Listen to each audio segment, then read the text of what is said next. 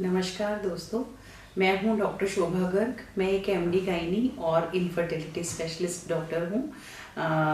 मैं आज आपको एंडोमेट्रियोसिस और एडिनोमायोसिस के बारे में बताना चाहती हूं, क्योंकि जब भी हम ये टर्म्स यूज़ करते हैं तो मोस्टली पेशेंट्स को समझ नहीं आता कि हम क्या बात कर रहे हैं और उससे क्या होता है। तो आज इस विषय पर हम डिटेल में बात करेंगे।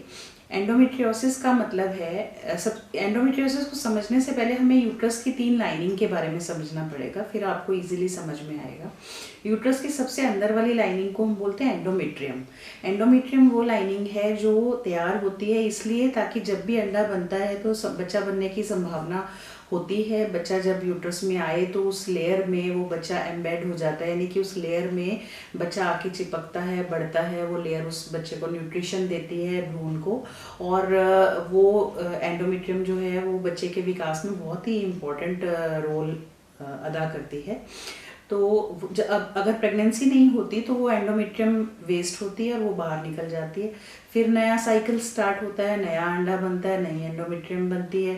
फिर अगर प्रेगनेंसी नहीं होती तो वो बाहर निकल जाती है मेंसेस के रूप में। पर अगर ऐसी लाइनिंग यूट्रस के बाहर, यानी कि ट्यूब्स के आसपास, अंडदानियों के आसपास या पेट में और भी बहुत सारी जगह पर ये लाइनिंग अगर इकट्ठी हो जाए तो वो बाहर नहीं निकल पाती। तो बाहर ना निकलने के कारण वहीं पे ब्लड इकट्ठा होने शुरू हो जाता है। हर मेंसेस में वहाँ ब्लड इकट्ठा होता है और होते होते होते होते वो धीरे धीरे बढ़ता जाता है। ये ब्लड बहुत थोड़ा होता है, तो हर महीने थोड़ा थोड़ा थोड़ा थोड़ा कलेक्ट होने से एक समय आता है जब ये ब्लड बहुत ज़्यादा इकट्ठा हो जाता है। तो कई बार ये जमे हुए ब्लड के क्लॉट्स हमें दिखने लग जाते हैं और उसको हम चॉकलेट सिस्ट का नाम देते हैं, क्योंकि वो चॉकलेट कलर का ब्लड होता है, क्योंकि वो जमा हुआ ब्लड होने के कारण वो ब्राउनिश कलर में हो जाता है। तो इस प्रॉब्लम को हम एंडोमेट्रियोसिस की प्रॉब्लम बोलते हैं, यानी कि एंडोमेट्रियम जैसा टिश्यू, एंडोमेट्रियम की जो नॉर्मल जगह है वहाँ ना होकर अगर किसी और जगह पर पाया जाए तो उसको हम एंडोमेट्रियोसिस कहते हैं। और एंडोमेट्रियोसिस एक सीरियस प्रॉब्लम है। इसमें माहवारी में बहुत अधिक पेन होता है और इससे जो है ट्यूब्स और अंडेदानियों का लचीलापन ख़त्म हो जाता है। ट्यूब्स खुली होती हैं फिर भी अपना काम नहीं कर पाती, जिसके कारण इनफर्टिलिटी की प्रॉब्लम आ रही होती है। तो ये प्रॉब्लम जिन लेडीज़ की लेट मैरिज होती है या जो लेट प्रेगनेंसी प्लान करती हैं उनमें अधिक पाई जाती है, क्योंकि यदि आप समय अनुसार बच्चा ले लेते हैं तो एंडोमेट्रियोसिस होने की संभावना कम हो जाती है। और आजकल इसीलिए ये प्रॉब्लम बढ़ रही है, क्योंकि सारी लेडीज़ जो है वो तकरीबन आफ्टर द एज ऑफ 25 ही बच्चा प्लान कर रही हैं। और ये प्रॉब्लम भी 25 के बाद ज़्यादातर होती है। 25 to 30 की एज में ये प्रॉब्लम होने का सबसे ज़्यादा चांस होता है।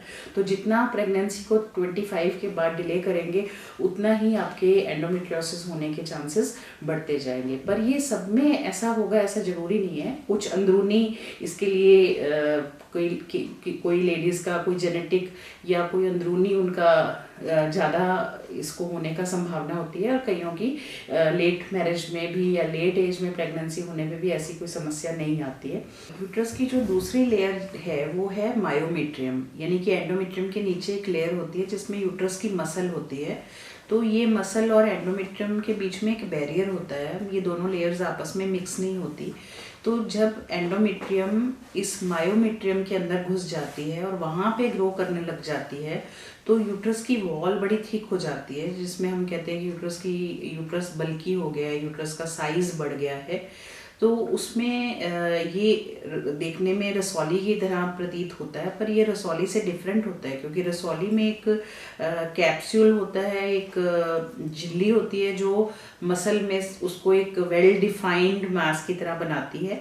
और एडिनोमायोसिस में कोई ऐसा कैप्सूल नहीं होता, जिसके कारण एडिनोमायोसिस को यूट्रस में से निकालना भी बहुत ही चैलेंजिंग होता है। और इसमें जो मसल मास है वो सारा एंडोमेट्रियम के साथ मिक्स होकर वहाँ पर ग्लैंड डेवलप होने लग जाते हैं और इस कारण से पीरियड्स में बहुत ज़्यादा पेन और ब्लीडिंग होती है और इनफर्टिलिटी की समस्या भी होती है। तो ऐसे केसेस को थोड़ा स्पेशल तरीके से ट्रीट करना पड़ता है कि उनके यूट्रस के साइज़ को पहले नॉर्मल लेके आना पड़ता है। उसके लिए कई बार उनके पीरियड्स को भी कुछ महीनों के लिए बंद करना पड़ता है और उसके बाद हम जब उनका ट्रीटमेंट करते हैं तो वो ट्रीटमेंट ज़्यादा सक्सेसफुल होता है। तो ये था एंडोमेट्रियोसिस और एडिनोमायोसिस। आशा करती हूँ कि इस वीडियो के बाद आपको ये दोनों चीज़ों को समझने में आसानी होगी और जब आपके डॉक्टर आपको ये चीज़ के बारे में बताएंगे तो आप समझ पाएंगे और कोरिलेट कर पाएंगे। धन्यवाद।